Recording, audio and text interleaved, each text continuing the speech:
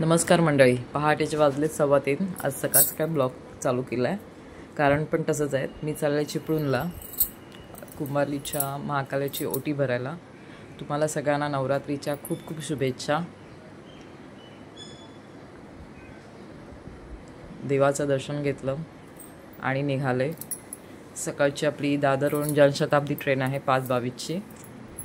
मी एकटीच चाललेत घरातून. हे येतील मला सोडायला स्टेशनला. नंतर मग आई मला दादरला भेटणार आहे. स्टेशनला पहाटे काही गर्दी नव्हती, त्यामुळे मी सेल्फी काढली, जरा थोडा तिथला व्हिडिओ काढला. तेवढ्यात ट्रेन आलीच. इकडून ट्रेन पकडली आम्ही मीरा रोडवरून, मी आणि आई विरार रोडवरून दादरलाच आम्ही भेटणार होतो.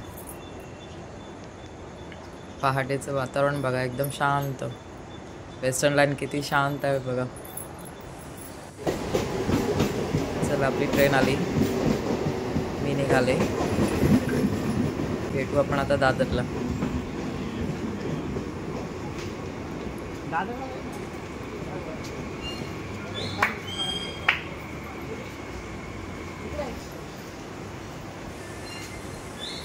यांना पण बाय केलं आणि मी निघाले. ट्रेन तर रिकामीच होती. एरवी दिवसभर नुसतं वेस्टर्न लाईन गजबजलेली असते. चला, हे पहा दादर स्टेशन. दादरला पण एवढी काही सकाळ सकाळ एवढी गर्दी नव्हती.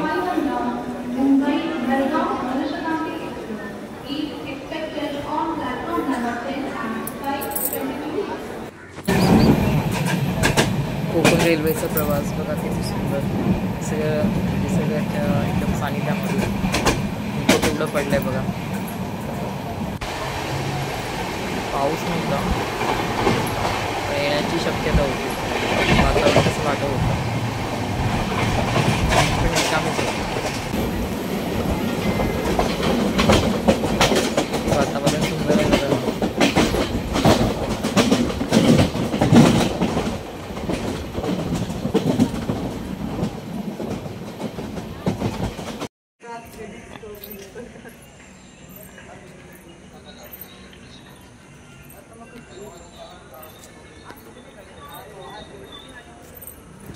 चिपळूणला आम्ही काहीतरी 9:30-10 पर्यंत पोहोचलो. लवकरच पोहोचलो होतो.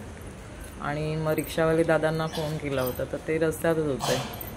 मग ते येईपर्यंत म्हटलं चला चिपळूण स्टेशनचं पण व्हिडिओ काढूया.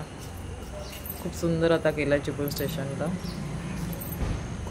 तुमच्यामधलं कोणी गेलं असेल तर त्यांना माहितीच असेल. पूर्वीचं चिपळूण स्टेशनने आता खूप फरक आहे. हे सुंदर किती गार्डन आहे एकदम. थोडं तिथे फोटो वगैरे काढले आईबरोबर. चिपळूण स्टेशनच्या परिसराचा थोडा व्हिडिओ काढला. दोन लिहिलेले आहेत ना, चिपळूण वेगळा, चिपळूण वेगळा.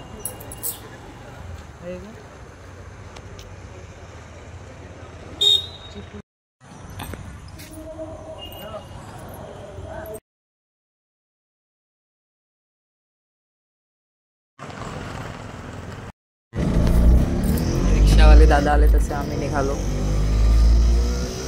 चिपळूण ST डेपोच्या इकडे जाणार होतो. तिकडून मग आम्ही कुंभारलीला जायचं होतं, त्यामुळे पोपळीची पण ST पकडणार होतो. रेल्वे स्टेशनच्या इथून आम्ही चिपळूण ST डेपोला गेलो. वातावरण म्हणजे पाऊस नव्हता, त्यामुळे जरा थोडं सुखं वातावरण होतं. ऊन होतं बराच पडलेलं. हा बाजू शिकनाका ट्रेनचं काम चालू आहे इथे.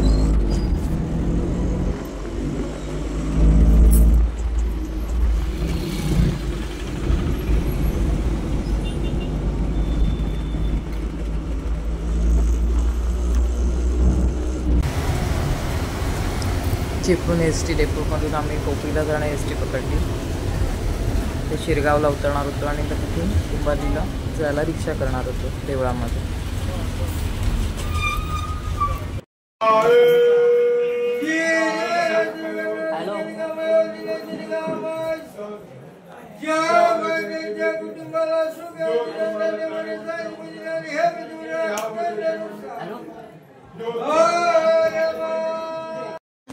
चिपळूणमधलं हे कुंभारलीचं महाकालीचं देऊळ खूप जागृत देवस्थान आहे.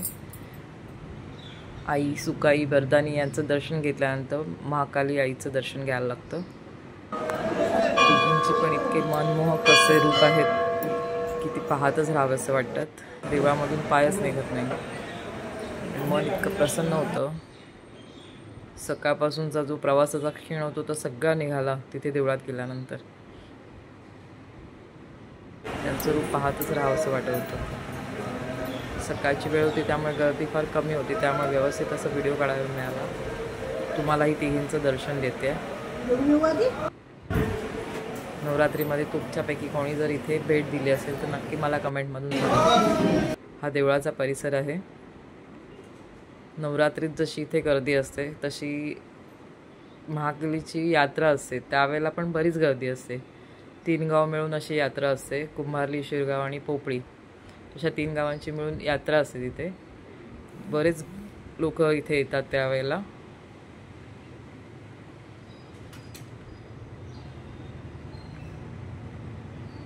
आता आम्ही निघालो देवळातून तेव्हा थोडा थोडा पाऊस पडायला लागला.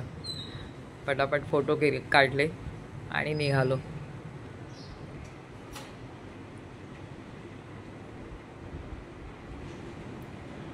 आई महाकाली सर्वांना अगदी सुख शांती दे. तुम्हा सगळ्यांना परत एकदा नवरात्रीच्या खूप खूप शुभेच्छा. संपूर्ण व्हिडिओ पाहिल्याबद्दल धन्यवाद. कमेंटमध्ये नक्की सांगा की या देवळाला कोणी कोणी भेट दिली आहे. चला तर मग परत भेटू नवीन व्हिडिओमध्ये. तोपर्यंत बाय.